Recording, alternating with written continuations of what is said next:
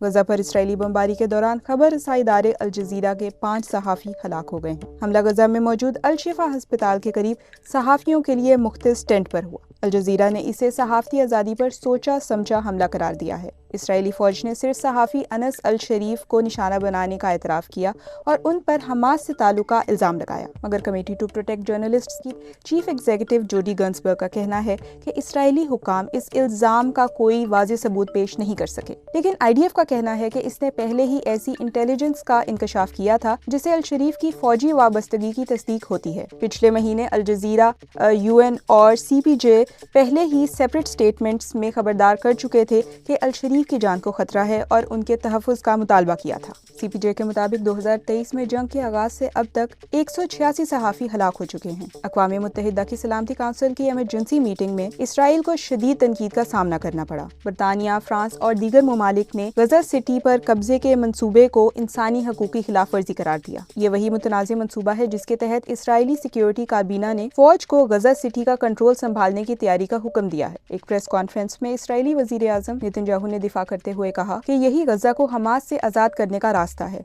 दूसरी जानिब इसराइल में खुद एहतजाज जारी है, जहाँ हजारों अफराद जिनमें होस्टेजेस के अहले खाना भी शामिल हैं, हुकूमत के जंगी मंसूबे के खिलाफ मुजाहरे कर रहे हैं। इन सब हालात के बीच ऑस्ट्रेलिया ने ऐलान किया है कि वो सितंबर में अक़वाम मुत्तहिदा में फ़लस्तीन को रियासत के तौर पर तस्लीम करेगा। इनसे कबल बरतानिया, फ्रांस और कनाडा भी यही ऐलान कर चुके हैं। जिंदगी में जो पहला स्टेज ड्रामा देखा था वो पंजाबी के खूबसूरत शायर लख्त पाशा का लिखा हुआ था। नाम था उसका हनेरे दा पंथ, यानी अंधेरे का सफ़र।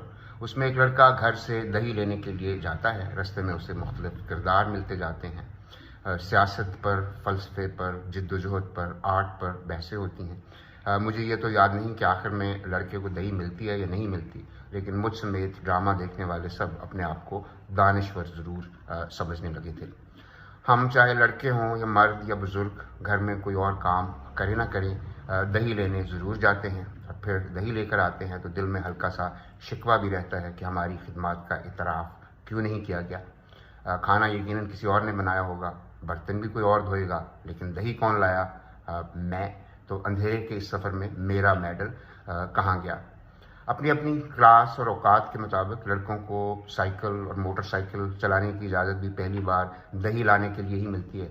बाद में अगर किसी के पास गाड़ी आ जाए तो भी गाड़ी से उतर कर दही की दुकान पर जाना पड़ता है।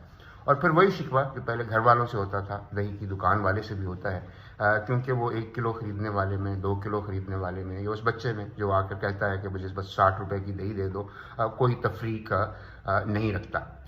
हम मर्दों की खिदमत इतनी है कि आपने दही की दुकान पर कम ही औरतें देखी होंगी, और दही की दुकान पर मैंने कभी कोई लाइन भी बनते नहीं देखी। एक हमेशा हजूम सा होता है। तो ज़िंदगी में पहली बार गुज़श्ता हफ्ते एक दही की दुकान पर एक लंबी लाइन लगी हुई देखी। एक बहुत स्मार्ट लड़का, दही बेचने वाला, सबको बड़ी मुस्तैदी के साथ निपटा रहा था। कतार में बच्चे, बूढ़े, मर्द लोग बिल्कुल आराम से खड़े थे, कोई शिकायत भी नहीं कर रहे थे। तो दिल में खटका सा हुआ कि क्या पाकिस्तान वाकई बदल रहा है?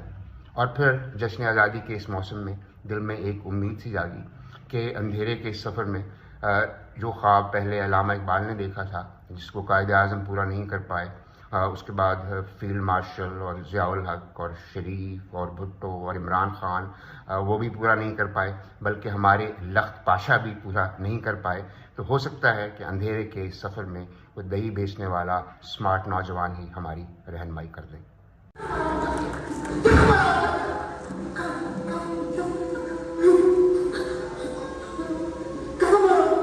ये गुज़िश्ता 25 साल हो गए तो थिएटर जो है बहाल नहीं था, तो ये फर्स्ट टाइम जो है आज का दिन है। तो ये खुशाइन बात है आर्टिस्टों के लिए।